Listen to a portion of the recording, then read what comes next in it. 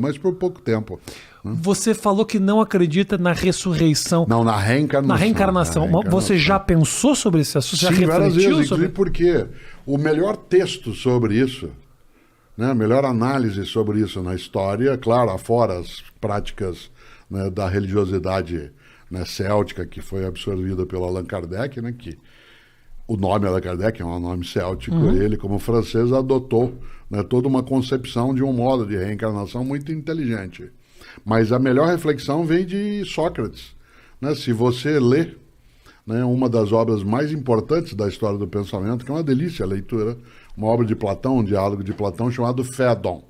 Né? Fédon. E nesse diálogo é Sócrates que fala por que ele não teme a morte.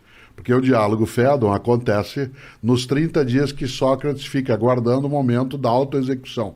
Ele houvera sido condenado ao suicídio, né, ele escolhe das várias modalidades possíveis que um cidadão grego pudesse ter de suicídio. Em vez do autoapunhalamento ou de atirar-se do alto de um templo, ele escolhe o veneno, que é o pior deles. Né, porque é a morte mais horrorosa das 3 dentro do cardápio, né, de ofertas. De opções. E como houve uma coincidência entre a condenação de Sócrates à morte e o momento das festividades de Apolo, não podia haver nenhuma execução naquele período. E por 30 dias ele ficou aguardando a hora da autoexecução. Nesse tempo, nesses 30 dias, ele era visitado pelos amigos, era visitado por pessoas que por ele tinham afeto. E nesse tempo ele fala sobre por que ele não temia morrer. E ao falar isso, ele retoma toda uma reflexão sobre a imortalidade da alma e a possibilidade dela retornar. Né? O kardecismo é um modo específico de reencarnacionismo, o pensamento de Platão, e no caso Aristóteles, né, falando por meio de Platão, está mais ligado aos cultos persas, né, o que se chama de cultos órficos, em que a reencarnação se dá, né, a partir de um tipo de descumprimento, né, de tarefas que a tua essência teria.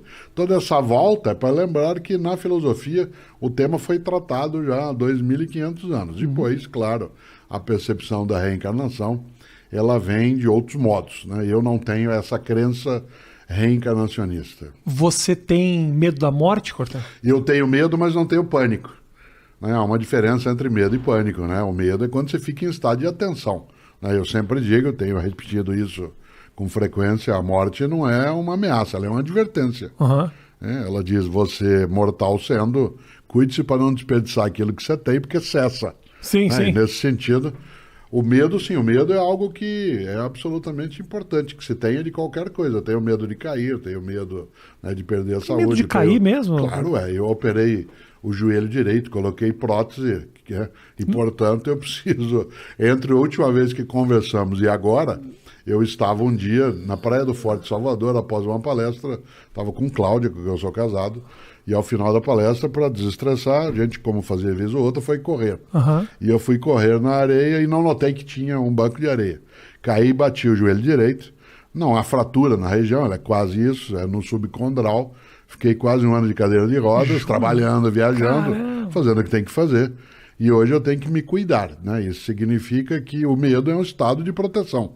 Uma pessoa que diz que não tem medo, né, ela está absolutamente desprotegida. Como eu digo sempre, o grande pecado de Aquiles foi achar que não tinha o calcanhar dele, né? E, portanto, ele pereceu exatamente nesse polo. Por isso a morte, ela não me assusta, não.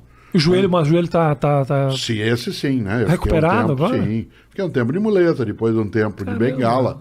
O fato de eu ser da área de filosofia e ser um senhor de barba branca, a bengala deu um ar mais provecto, mais circunspecto. Sim, dá, né, uma credibilidade. Ofereceu, né, algumas vantagens, mas depois dela deixei, agora já faz. O período pandêmico, ele favoreceu muito minha recuperação. Porque como eu parei de viajar quase todos os dias de avião, parei de, né, estar em deslocamento contínuo, isso favoreceu.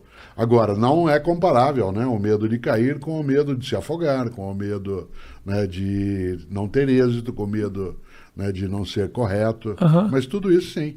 Por isso, quando você diz, tem medo da morte, eu digo, claro, né, seria estranho. Aí eu teria que ser alienado se eu não tivesse esse tipo de medo. Mas pânico não tenho. Porque o pânico é aquilo que te coloca em estado de imobilidade. Nesse sentido, sim, o medo está aí, eu não gostaria. Eu prefiro a clássica ideia do Woody Allen. Eu não tenho medo de morrer, eu só não quero estar lá quando isso acontecer.